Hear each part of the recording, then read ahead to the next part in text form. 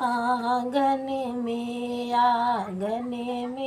नल का पाइप गड़ी। आंगन में नल का पाइप गड़े। आंगन में आवा समधी स्नान कैला, पूजा पाठ कैला। अपन पहली बहिनिया के दान दई दया।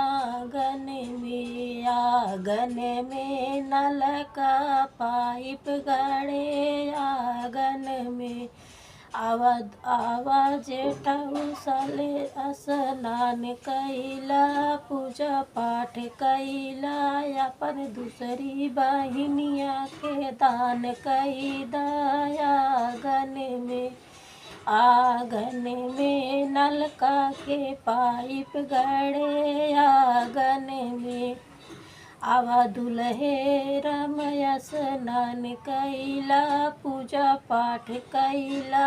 अपन लहुरी बहिनिया के दान कई दया। आंगन में नलका के पाइप गड़ाया। आंगन में आवा बाराती सारे स्नान कैला, पूजा पाठ कैला। अपन कुल बहिनिया के दान कई दया। आंगन में नलका के पाइप गड़े। आंगन में